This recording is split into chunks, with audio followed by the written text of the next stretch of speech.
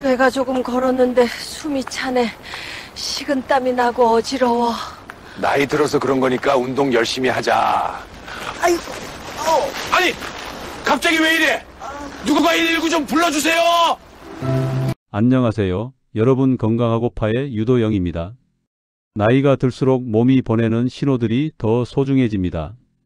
하지만 나이 탓이겠지 하며 지나치다 보면 작은 위험을 키우게 되기도 합니다.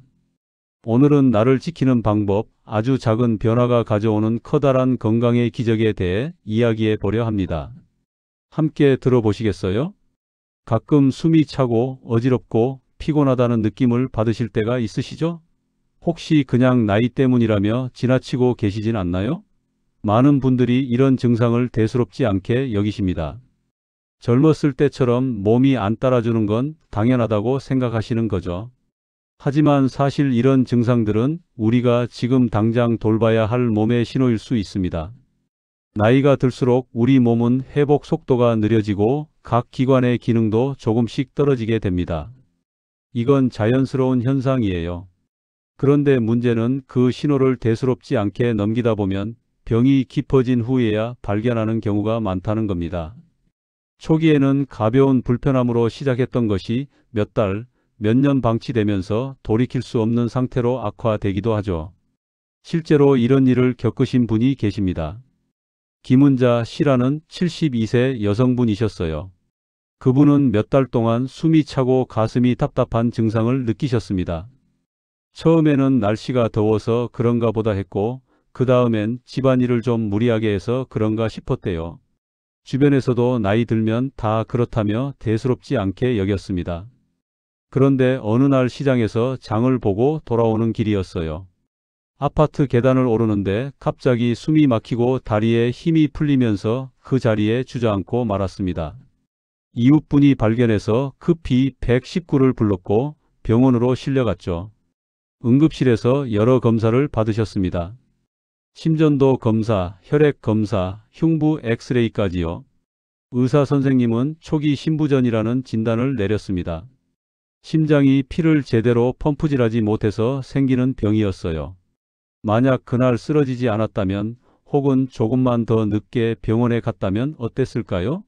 의사 선생님은 더 악화됐으면 회복이 어려웠을 수도 있다고 말씀하셨답니다. 그분은 그때서야 자신이 그동안 느꼈던 숨 가쁨과 가슴 답답함이 단순한 노화가 아니라 심장이 보내는 위험 신호였다는 걸 알게 됐습니다. 다행히 초기에 발견했기 때문에 치료가 가능했어요. 약물 치료를 시작하고 생활 습관도 바꿨습니다. 짠 음식을 줄이고 매일 가벼운 산책을 하고 정기적으로 병원에서 검사를 받았죠. 그렇게 6개월이 지나자 상태가 많이 좋아졌습니다. 지금은 꾸준한 관리로 일상생활을 잘 유지하고 계세요. 손주들과 공원에도 가고 친구들과 여행도 다니십니다. 그분은 이렇게 말씀하셨어요. 그때 쓰러진 게 오히려 축복이었다고요. 그게 아니었으면 자신이 아프다는 걸 몰랐을 거라고요.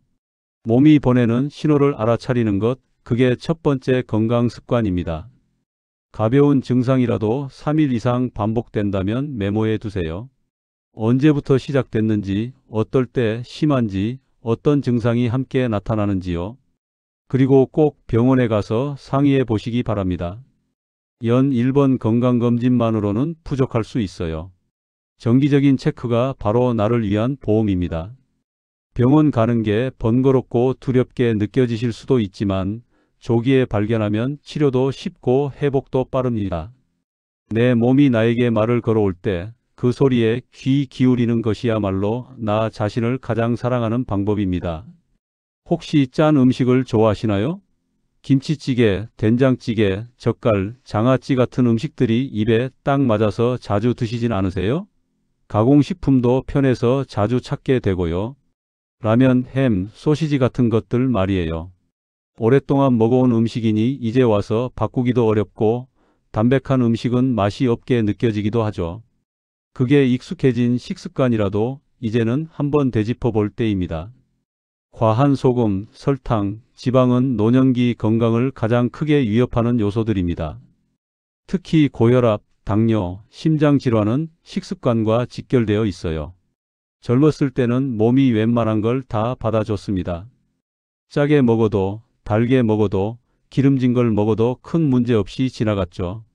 하지만 나이가 들면 신장 기능이 떨어지고 혈관이 약해지고 당 조절 능력도 감소합니다. 그래서 똑같이 먹어도 몸에 미치는 영향이 훨씬 크게 나타나는 겁니다.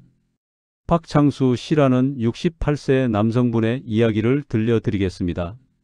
그분은 평생 음식을 가리지 않고 잘 드시는 편이었어요. 특히 짠 반찬을 좋아하셨습니다. 젓갈, 장아찌, 김치는 기본이고 매 끼니마다 국물도 꼭 드셨어요.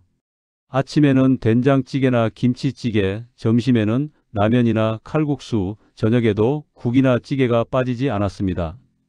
또 가공육도 즐겨 드셨어요. 햄, 소시지, 베이컨 같은 것들을 자주 구워 드셨죠. 아내분이 몇 번 덜 짜게 먹으라고 말씀하셨지만 그분은 오히려 간이 안 맞는다며 소금을 더 치셨답니다.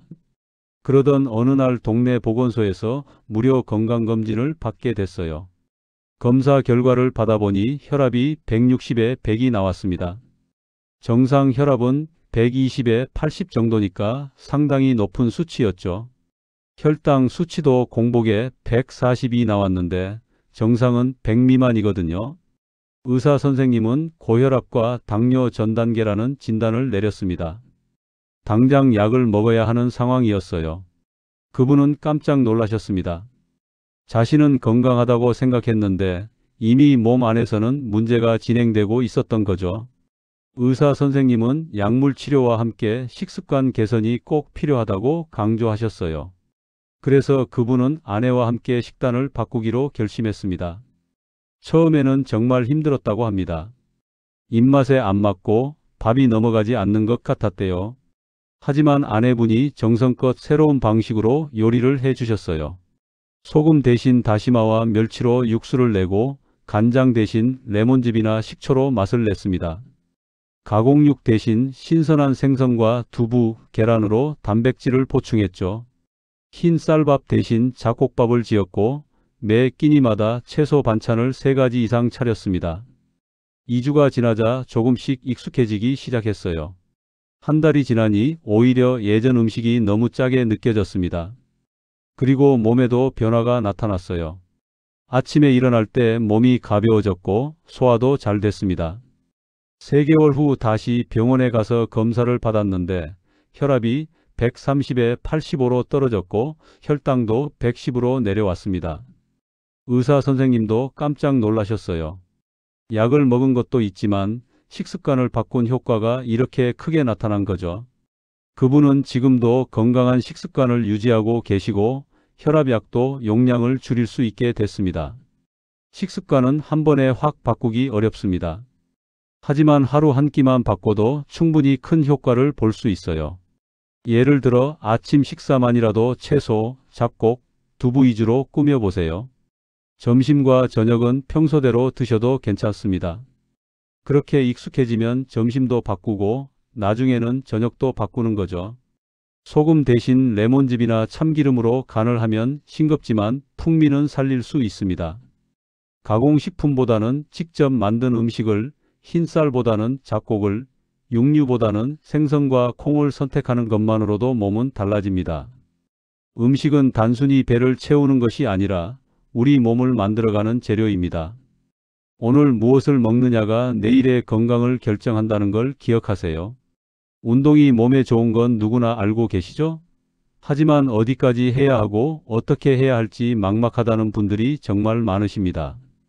무릎도 아프고 허리도 불편하고 어깨도 결리는데 운동을 어떻게 하나 싶으시죠? 괜히 무리했다가 다칠까봐 걱정도 되고요. 나이가 들면 관절이 약해지고 근육량도 줄어듭니다. 무릎, 허리, 어깨처럼 평생 많이 쓴 부위들은 아프기도 하죠. 그래서 운동하자는 말만 들어도 이제는 무리야 하고 포기하게 됩니다. 하지만 내 몸에 맞는 운동은 누구에게나 가능합니다. 오히려 나이 들수록 운동이 더 필요해요. 근육이 줄면 낙상 위험이 커지고 관절을 안 쓰면 더 굳어버리거든요. 정혜용 씨라는 75세 남성분의 이야기입니다. 그분은 젊었을 때 건설 현장에서 일하셨어요. 무거운 것도 많이 들고 계단도 많이 오르내리셨죠. 그러다 보니 60대 중반부터 무릎 통증이 시작됐습니다. 처음에는 가끔 쑤시는 정도였는데 점점 심해지더니 걷는 것조차 힘들어졌어요. 계단은 물론이고 평지를 걸을 때도 통증이 느껴졌습니다. 병원에서는 퇴행성 관절염이라는 진단을 받았습니다. 연골이 닳아서 뼈와 뼈가 부딪히면서 생기는 통증이었죠. 의사 선생님은 무릎에 무리가 가지 않는 범위에서 꾸준히 운동을 하라고 권하셨어요. 하지만 그분은 걷기조차 힘든데 무슨 운동이냐며 거부감을 느꼈습니다. 집에서 그냥 쉬는 게 낫다고 생각하셨죠. 그렇게 몇 달이 지나니 무릎은 더 굳어지고 통증은 더 심해졌습니다. 집 안에서만 생활하다 보니 체중도 늘었고 우울한 기분도 들었어요. 밖에 나가는 게 두렵고 사람 만나는 것도 귀찮아졌습니다. 그러던 중 동네 보건소에서 노인 건강 프로그램을 소개받았습니다. 처음에는 별 기대 없이 한번 가봤는데 거기서 물리치료사 선생님을 만나게 됐어요. 선생님은 의자에 앉아서 할 수 있는 운동부터 시작하자고 제안하셨습니다. 걷지 않아도 되고 무릎에 무리도 가지 않는 동작들이었죠. 의자에 앉아서 다리를 들어 올리고 내리기, 발목을 돌리기, 무릎을 천천히 펴고 구부리기 같은 간단한 동작들이었어요. 처음 일주일은 하루에 10분씩만 했습니다. 그래도 조금씩 몸이 반응하는 게 느껴졌어요. 2주차부터는 시간을 15분으로 늘렸고 가벼운 스트레칭도 추가했습니다. 한 달이 지나니 신기하게도 무릎 통증이 조금 줄어들었습니다. 움직일 때 뻣뻣한 느낌도 덜했고요. 물리치료사 선생님은 근육이 조금씩 생기고 있다며 격려해 주셨어요. 무릎 주변 근육이 생기면 관절에 가는 부담이 줄어든다고 설명해 주셨죠. 2달이 지나자 좀 더 적극적인 운동을 시도할 수 있게 됐습니다.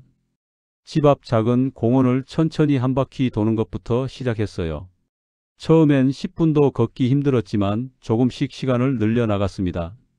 3개월 후에는 20분씩 산책할 수 있게 됐고 지금은 아침마다 30분씩 동네를 걷고 계십니다.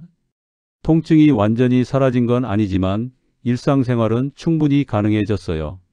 무엇보다 마음이 밝아졌다고 하세요. 집 밖으로 나가니 기분도 좋고 이웃들과 인사도 나누고 하루하루가 활기차졌다고요. 운동의 핵심은 꾸준함입니다. 힘든 운동을 가끔 하는 것보다 쉬운 운동을 매일 하는 게 훨씬 효과적이에요. 누워 있어도 앉아 있어도 누구나 할 수 있는 작은 동작부터 시작하세요. 텔레비전 보면서 앉았다 일어서기를 10번씩 2세트 해보세요. 처음엔 5번만 해도 괜찮습니다. 아침마다 팔을 벌려 천천히 돌리기를 5분만 해도 어깨 건강에 도움이 됩니다. 침대에 누워서 다리를 들었다 내렸다 하는 것만으로도 복근과 다리 근육이 단련됩니다. 중요한 건 완벽한 운동이 아니라 매일 조금씩이라도 몸을 움직이는 거예요. 그 작은 움직임이 모여서 건강한 몸을 만들어갑니다. 몸은 멀쩡한데 마음이 허전하신 적 없으세요? 예전에는 즐겁게 하던 일들이 요즘은 다 귀찮게 느껴지고 꾸미고 나가던 것도 이제는 부담스럽고 사람 만나는 것조차 피하고 싶어지는 순간들 말이에요. 이런 마음이 드신다면 몸이 아닌 마음이 지쳐 있는 겁니다. 외로움은 생각보다 무서운 감정입니다. 처음에는 그냥 쓸쓸한 기분 정도로 시작하지만 시간이 지나면 우울감으로 이어지고 우울감은 곧 몸의 피로, 면역력 저하, 불면증으로 연결됩니다. 마음의 병이 몸의 병을 만드는 거죠. 특히 노년기에는 배우자나 친구를 잃는 경험, 자녀들의 독립, 은퇴 같은 변화들이 많이 찾아옵니다. 이런 변화들이 외로움을 더 깊게 만들기도 해요. 마음도 몸 못지않게 건강관리가 필요합니다. 이성의 시라는 70세 여성분의 이야기를 들려드리겠습니다. 그분은 남편과 45년을 함께 살아오셨어요. 슬하에 자녀 2을 두셨고 손주도 3이나 됐습니다. 평범하지만 행복한 가정을 꾸리며 살아오셨죠. 그런데 3년 전 남편이 갑작스럽게 심근경색으로 세상을 떠나셨습니다. 너무 갑작스러운 일이었어요. 아침에 평소처럼 일어나서 밥을 먹고 신문을 보시다가 갑자기 쓰러지셨거든요. 119를 불렀지만 이미 늦은 상태였습니다. 그 후로 그분의 삶은 완전히 달라졌어요. 45년을 함께한 반려자가 하루아침에 사라지니 집이 너무 텅 빈 것처럼 느껴졌습니다. 밥을 해도 혼자 먹고 텔레비전을 봐도 혼자 보고 잠을 자도 혼자 자는 게 너무 외로웠어요. 자녀들은 다 결혼해서 각자의 가정을 꾸리고 살았고 가끔 전화하거나 방문은 하지만 매일 볼 수는 없었습니다. 처음 몇 달은 눈물로 지새웠어요. 밥맛도 없고 잠도 제대로 못 자고 무엇을 해도 의욕이 생기지 않았습니다. 시간이 지나면 괜찮아지겠지 했지만 오히려 더 힘들어졌어요. 외출하는 것도 줄어들고 친구들 만나는 것도 귀찮아졌습니다. 예전에는 일주일에 두세 번씩 친구들과 만나서 수다도 떨고 식사도 했는데 이제는 전화가 와도 피곤하다며 거절하게 됐죠. 집에서 하루 종일 멍하니 앉아 있거나 침대에 누워서 천장만 바라보는 날들이 많아졌습니다. 몸무게도 5kg이나 빠졌고 얼굴색도 창백해졌어요. 딸이 엄마 상태를 걱정해서 병원에 모시고 갔습니다. 의사 선생님은 우울증 진단을 내렸어요. 상실감과 외로움이 우울증으로 발전한 거였죠. 약물 치료가 필요하다고 했지만 그분은 처음에 거부했습니다. 정신과 약을 먹는다는 게 창피하게 느껴졌고 자신이 그렇게까지 아프다는 걸 인정하기 싫었거든요. 하지만 딸의 설득으로 결국 치료를 시작했습니다. 약을 먹기 시작하면서 조금씩 기분이 나아졌어요. 그런데 의사 선생님은 약만으로는 부족하다고 말씀하셨습니다. 사회적 연결이 필요하다고, 사람들과의 교류가 치료에 큰 도움이 된다고 강조하셨죠. 딸은 동네 복지관에서 운영하는 봉사활동 프로그램을 찾아줬어요. 일주일에 2번 복지관에 가서 아이들에게 책을 읽어주는 활동이었습니다. 처음에는 정말 가기 싫었다고 해요. 사람들 앞에 나서는 것도, 낯선 아이들과 시간을 보내는 것도 다 부담스러웠습니다. 하지만 딸이 함께 가주겠다고 해서 용기를 냈습니다. 첫날 복지관에 갔을 때 아이들이 반갑게 맞아줬어요. 할머니 하며 웃으면서 다가오는 아이들을 보니 마음이 조금 풀렸습니다. 그분은 오랜만에 아이들에게 동화책을 읽어줬어요. 아이들은 눈을 반짝이며 이야기에 빠져들었고 이야기가 끝나면 박수를 쳐줬습니다. 1달, 2달 계속 다니다 보니 변화가 느껴졌어요. 봉사활동하는 날이 기다려지기 시작했고 아이들을 만나면 기분이 좋아졌습니다. 복지관에서 만난 다른 봉사자 분들과도 친해졌어요. 비슷한 또래의 어르신들이었는데 활동이 끝나면 함께 차를 마시며 이야기를 나눴습니다. 서로의 사연을 들어주고 위로해주고 웃고 떠드는 시간들이 그분에게는 큰 치유가 됐습니다. 6개월이 지나자 눈에 띄게 달라졌어요. 표정도 밝아지고 웃음도 많아졌습니다. 밥맛도 돌아오고 잠도 잘 자게 됐어요. 의사 선생님은 약을 줄일 수 있을 정도로 상태가 좋아졌다고 말씀하셨습니다. 지금 그분은 봉사활동뿐만 아니라 복지관의 노래 교실에도 다니고 계세요. 새로운 친구들도 사귀었고 일주일 일정이 꽉 차 있을 정도로 바쁘게 지내십니다. 남편을 잃은 슬픔이 완전히 사라진 건 아니지만 이제는 그 슬픔을 안고 살아갈 수 있는 힘이 생겼다고 하세요. 누군가를 만나는 게 귀찮다는 마음이 들 때일수록 작은 연결이 필요합니다. 전화 한 통, 짧은 산책, 동네 모임, 작은 봉사활동 모두 다 치료가 됩니다. 하루 한 번 누군가와 이야기하기를 목표로 해보세요. 가족에게 전화해도 좋고 이웃에게 인사해도 좋습니다. 배우고 싶었던 취미를 찾아 동네 모임이나 강좌에 도전해보는 것도 방법이에요. 사람과의 연결은 마음에 영향을 주는 일입니다. 혼자 있는 시간이 길어질수록 마음은 더 외로워지지만 작은 교류만으로도 마음은 다시 살아날 수 있습니다. 지금 와서 내가 뭘 바꿔 하는 마음이 드실 수도 있습니다. 이미 오래 살아왔고 이제 와서 습관을 바꾸기도 힘들고 크게 달라질 것도 없어 보이니까요. 그 마음 충분히 이해합니다. 하지만 건강은 나이와 상관없이 지금 이 순간부터 다시 시작할 수 있습니다. 노년기의 건강은 큰 변화보다 작은 실천의 꾸준한 반복에서 만들어집니다. 갑자기 운동선수처럼 운동하고 갑자기 채식주의자처럼 먹고 그런 극단적인 변화는 필요 없어요. 오히려 그런 변화는 오래가지 못하고 금방 포기하게 됩니다. 중요한 건 내가 할 수 있는 작은 것부터 매일 조금씩 실천하는 거예요. 조나모 씨라는 66세 남성분의 이야기입니다. 그분은 평생 밤낮 없이 일하며 사셨어요. 젊었을 때는 택시기사로 일했고 나이가 들어서는 공사장에서 경비 일을 하셨죠. 바쁘게 일하다 보니 식사를 제때 챙기기 어려웠고 야식과 술로 하루를 마무리하는 게 유일한 낙이었습니다. 퇴근하고 나면 피곤하니까 소주 한두 잔에 치킨이나 피자 같은 걸 시켜 먹는 게 일상이었어요. 담배도 하루 한 갑씩 피웠고요. 그렇게 살다 보니 몸에 이상 신호가 오기 시작했습니다. 피곤함이 가시지 않고 소화도 잘 안 되고 피부색도 노랗게 변했어요. 병원에 가서 검사를 받았더니 간 수치가 정상의 3배 이상 높게 나왔습니다.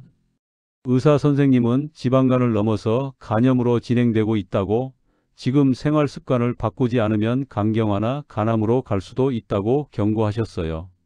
그제야 그분은 심각성을 느꼈습니다. 하지만 막상 바꾸려니 막막했어요.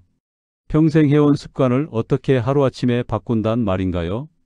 의사 선생님은 한꺼번에 다 바꾸려고 하지 말고 한 가지씩 천천히 바꿔보라고 조언하셨습니다.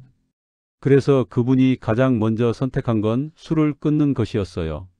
매일 마시던 소주를 일주일에 2번으로 줄였고 한 달 후에는 완전히 끊었습니다. 처음 2주는 정말 힘들었다고 해요.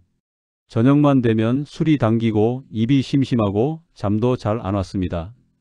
하지만 참아냈습니다. 술을 끊으니 자연스럽게 야식도 줄어들었어요. 술 없이 치킨이나 피자를 먹으니 별로 맛이 없더랍니다. 대신 간단한 과일이나 우유로 저녁을 대신했습니다. 그 다음 목표는 담배였어요. 이건 술보다 더 어려웠습니다. 몇 번 시도했다가 실패하기를 반복했죠.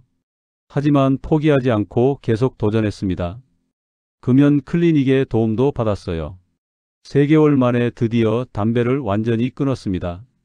그렇게 6개월이 지났습니다. 술도 안 마시고 담배도 안 피우고 야식도 안 먹으니 몸이 달라지기 시작했어요. 아침에 일어날 때 개운했고 피로감도 줄었습니다. 피부색도 정상으로 돌아왔어요. 다시 병원에 가서 검사를 받았는데 간 수치가 거의 정상 범위로 돌아와 있었습니다. 의사 선생님도 놀라워하셨어요. 6개월 만에 이렇게 좋아지는 경우는 드물다고요. 그분은 거기서 멈추지 않았습니다. 가벼운 운동도 시작했어요. 저녁 식사 후 30분씩 산책을 하고 주말에는 등산도 다녔습니다. 1년 후 다시 검사를 받았을 때 간은 완전히 건강한 상태로 돌아와 있었습니다. 체중도 10kg이나 빠졌고 허리둘레도 줄었어요. 무엇보다 기분이 좋았다고 합니다. 몸이 가벼워지니 마음도 가벼워지고 새로운 일에 도전하고 싶은 의욕도 생겼대요. 지금 그분은 주변 사람들에게 자신의 경험담을 들려주며 나이가 몇이든 변화는 가능하다고 격려하고 계십니다. 오늘 한 가지라도 건강한 행동을 실천하는 게 중요합니다. 물 한 잔 더 마시기, 계단 한 층 더 오르기, 채소 한 접시 더 먹기, 전화 한 통 더 하기, 이런 작은 행동들이 쌓이고 쌓이면 내년 이맘때에 당신은 지금과 완전히 달라져 있을 수 있어요. 오늘은 내 몸에 고마운 일을 했는가 스스로에게 매일 물어보세요. 작은 질문이 큰 변화를 만듭니다. 하루 한 가지 실천으로 건강 일기를 만들어 보는 것도 좋은 방법이에요. 오늘 무엇을 했는지, 내일은 무엇을 할 건지 적어두면 그 자체가 동기가 됩니다. 마음과 몸 둘 다 챙기는 건 결코 어렵지 않습니다. 중요한 건 완벽함이 아니라 지금 하는 작은 실천입니다. 오늘 하나를 실천하고 내일 또 하나를 더하고 그렇게 천천히 나아가는 거예요. 여러분의 건강한 내일을 오늘부터 함께 만들어가요. 끝까지 들어주셔서 감사합니다. 구독, 좋아요, 알림 설정까지 해주시면 저에게 큰 힘이 됩니다. 좋은 하루 되세요.